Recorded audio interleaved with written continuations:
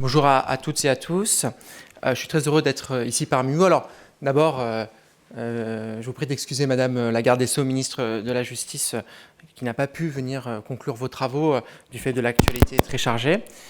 Donc, du coup, c'est moi qui a l'émission aujourd'hui de le faire et j'en suis très heureux.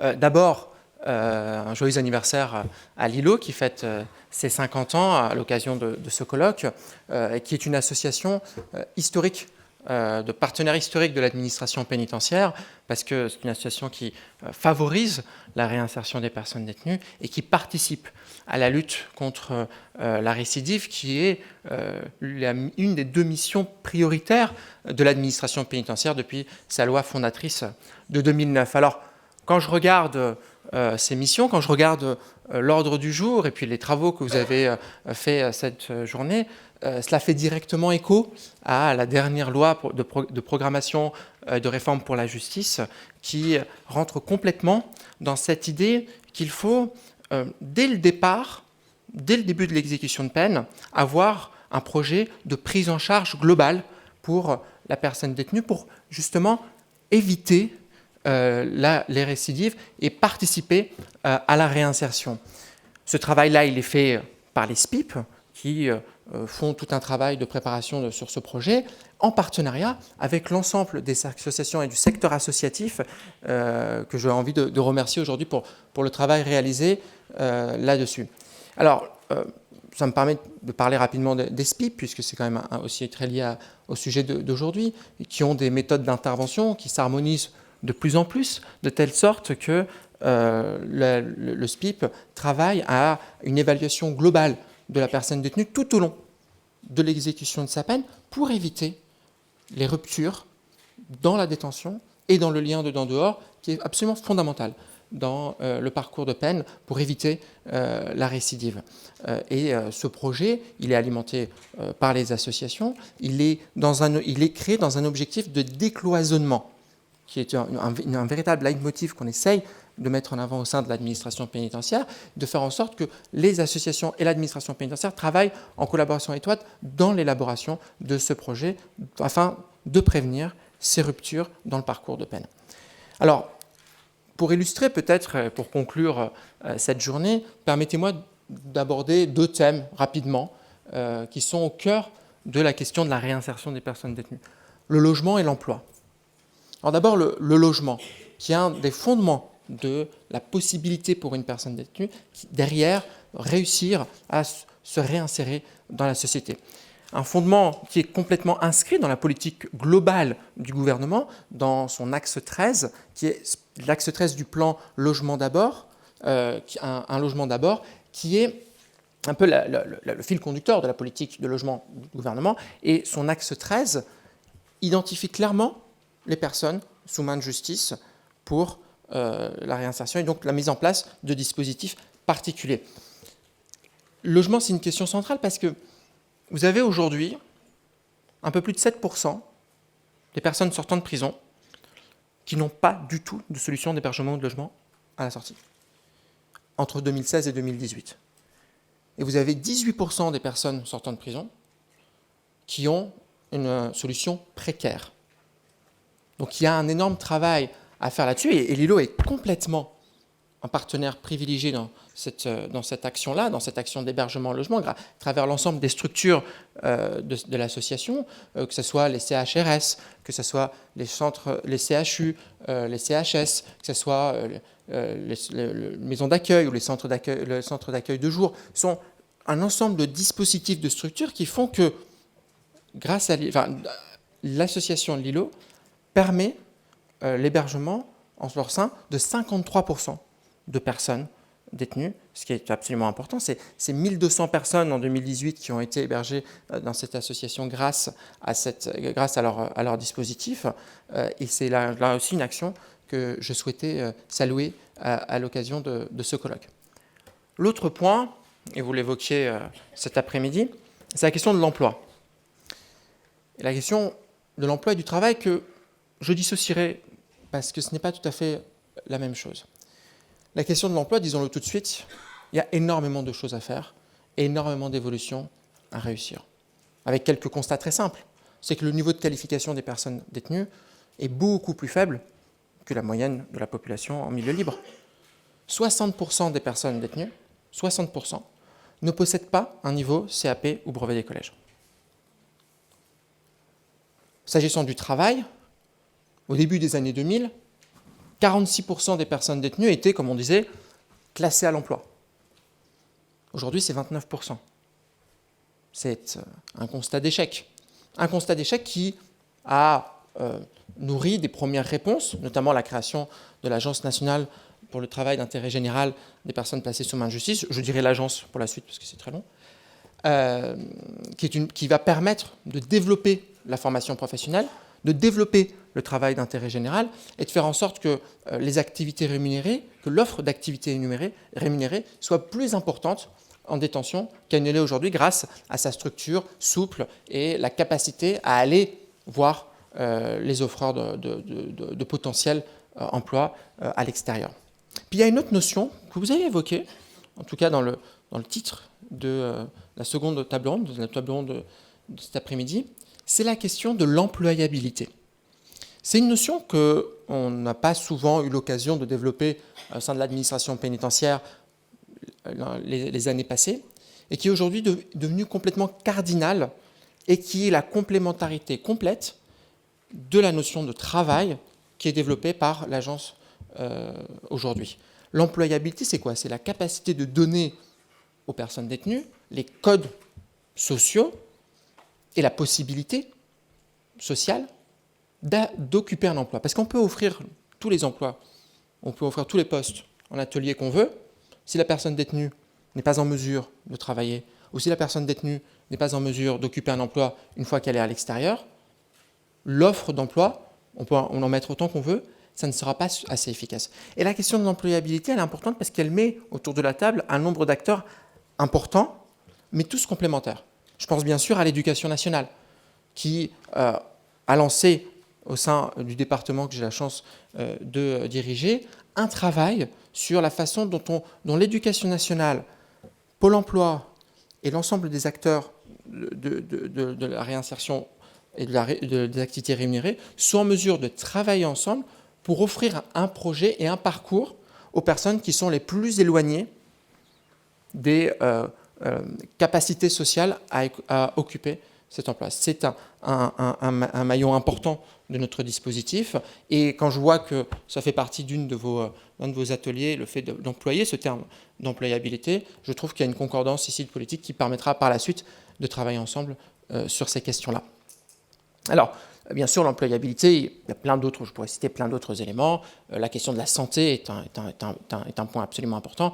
La situation sanitaire des personnes en détention est bien plus dégradée que dans le milieu libre, avec, et on le sait, près de 25% des personnes détenues qui souffrent de problèmes psychiatriques plus ou moins aigus.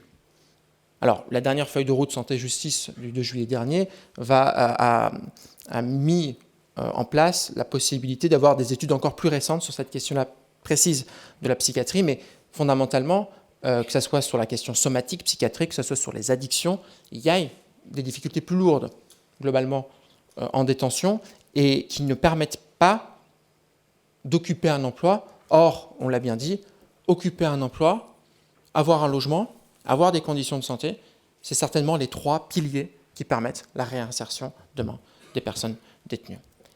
Alors, une nouvelle fois, merci à Lilo. Merci aussi d'expliquer, de dire que la prison ne permet pas, à elle seule, aujourd'hui, de faire en sorte qu'une personne détenue ne réitère pas son acte, que la personne détenue puisse être réinsérée dans la société. Et d'ailleurs, ça a fait une nouvelle fois écho à la loi qui vient d'être votée, puisque la peine de prison est maintenant interdite, en tout cas elle le sera lorsque la loi sera en application, interdite pour des durées de moins d'1 mois, et elle sera à l'exception pour les peines en dessous de 6 mois. Il faudra que le juge justifie qu'aucune autre alternative soit possible pour mettre la personne en détention, ce qui est aussi un changement de paradigme dans notre échelle des peines. Et je l'espère, c'est tout le travail de l'administration pénitentiaire, de faire en sorte que demain, les magistrats s'approprie cette nouvelle loi, s'approprie cette nouvelle échelle des peines. Alors voilà simplement en quelques mots les grands axes, l'emploi, le logement. Je souhaitais vous remercier pour ce que vous faites. Et il y a déjà un partenariat qui existe depuis plusieurs années avec l'administration pénitentiaire. Je souhaite qu'il soit le plus long et le plus fructueux possible, qu'on continue à avoir ces échanges et ces discussions sur ces éléments-là. Je serais ravi d'avoir le détail de ce qui a pu être dit cette journée. Vous pouvez compter sur le travail de l'administration pénitentiaire pour continuer sur ces axes-là. Je vous remercie.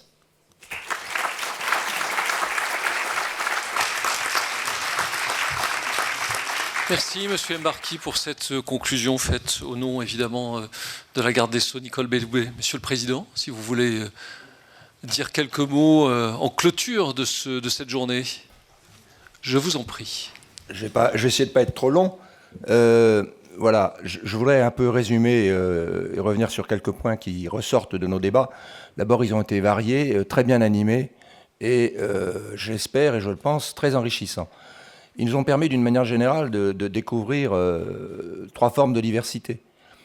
Diversité des acteurs de la mise en place des parcours pénaux à l'intérieur de la prison. Ce matin, on a vu les associations, on a vu les SPIP, on a vu les médecins, etc. Bon. Et puis, cet après-midi, on a vu aussi la diversité des situations relatives au travail.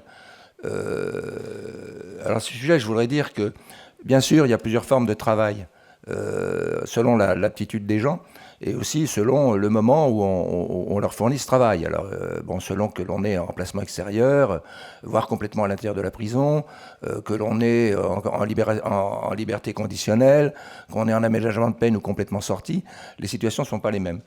Je voudrais quand même aussi dire à ce sujet que le Graal, pour nous, ça reste le contrat à durée indéterminée, hein, c'est-à-dire le travail, l'emploi définitif.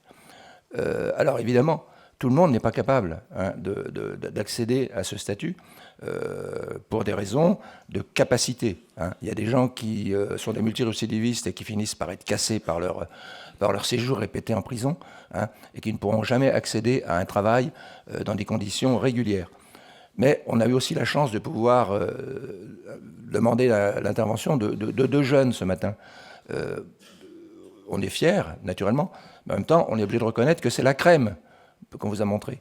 Parce que ce sont des gens, des jeunes dont j'ignore tout du passé, mais je comprends qu'ils sont très dynamiques, très volontaires, très prêts à se remettre en question. Et ils ne l'ont pas évoqué forcément, mais il ne faut pas oublier quand même que pour accepter de se remettre en cause l'illusion qui les a conduits en prison, hein, à savoir que le trafic est une solution beaucoup plus rapide et beaucoup plus commode, hein, pour accéder à un statut et à une réussite, il faut remettre ça en cause, parce que métro boulot dodo, c'est pas du tout enviable, hein, aux yeux du petit guetteur qui se trouve en bas de sa barre d'immeuble. Donc là, on a vu des jeunes dynamiques et qui en voulaient. Et on est capable de les emmener jusqu'à l'emploi définitif. Hein. Donc voilà, il ne faut pas aussi négliger cette possibilité. Autre chose que je voulais dire, c'est que dans la diversité des situations que M. Delattre, je crois, nous a rappelé, hein, des profils psychologiques, on a abordé le problème de l'attitude des politiques et de l'État. Je voudrais revenir là-dessus un petit peu. Hein. L'attitude de l'État, d'abord, relativement à l'accès aux emplois dans la fonction publique. Bon. Il y a quelque chose qu'il faut bien appeler une espèce d'hypocrisie, parce que théoriquement, hein, sauf quelques fonctions très particulières, hein, il est évident qu'on va interdire l'accès dans des travaux, à des professions éducatives à des gens qui ont commis des crimes sexuels, hein, ou des pédophiles. Bon.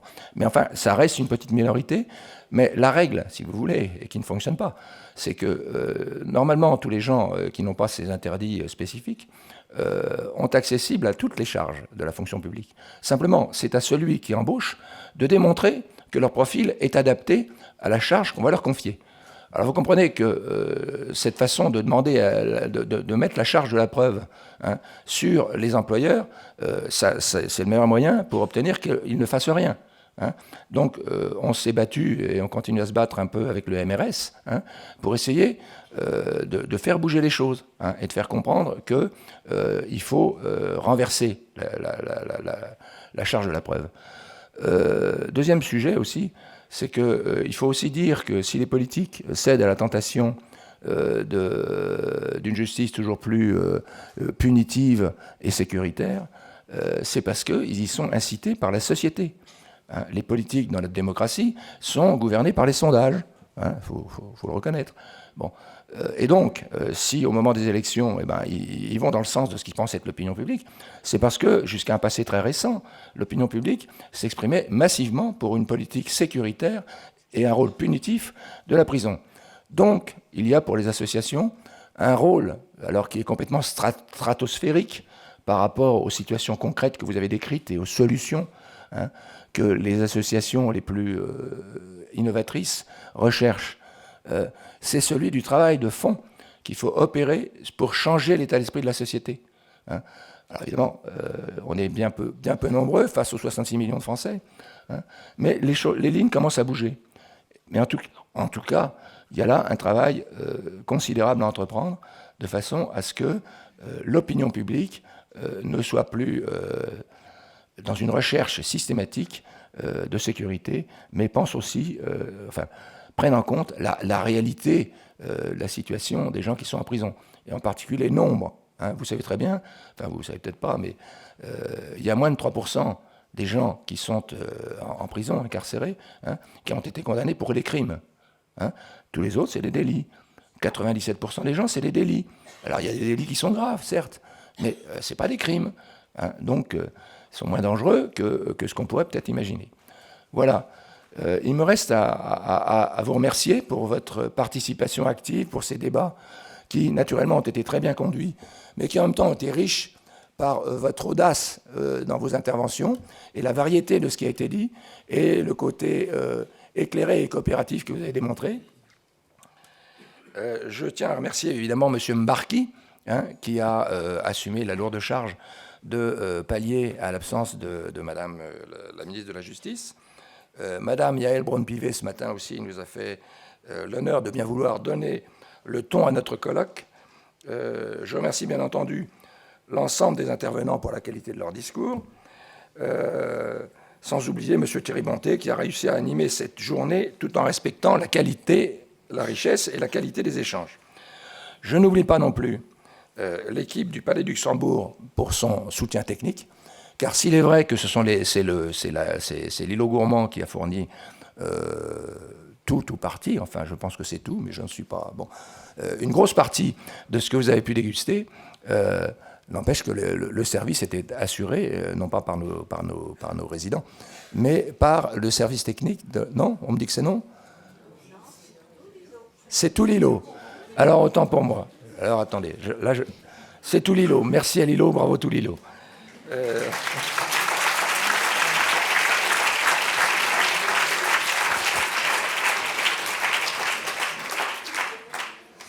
Merci enfin à l'équipe de communication de l'îlot. Hein, c'est pas marqué dans mon discours parce que c'est elles qui l'ont revu, donc évidemment elles ne se sont pas mis en avant, mais je vais le faire à leur place. Hein. Vous comprenez bien qu'organiser un colloque comme ça demande un engagement très important. Hein. Nous sommes particulièrement fiers et comment dire, nous sommes redevables au Palais du Luxembourg, au Sénat, de la qualité de son accueil, hein, mais aussi donc au succès qu'on a eu dans le recrutement, si je puis dire, hein, non seulement des participants tels que vous, mais aussi des intervenants. Donc, je vous invite à présent à passer au cocktail qui va se redérouler dans la salle où vous avez pu prendre le café ce matin et le déjeuner à midi. On va continuer à célébrer notre 50e anniversaire de manière plus festive, plus conviviale. Voilà. Si vous le souhaitez, vous pouvez également continuer à échanger avec l'ensemble des membres du conseil d'administration de notre association, ainsi que notre responsable d'établissement, qui sont tous là et ouverts à répondre à vos questions, comme eux-mêmes ont posé des questions au cours du débat. nous serons tous très heureux de pouvoir continuer à vous parler des premiers projets que nous continuerons à développer dans les 50 prochaines années.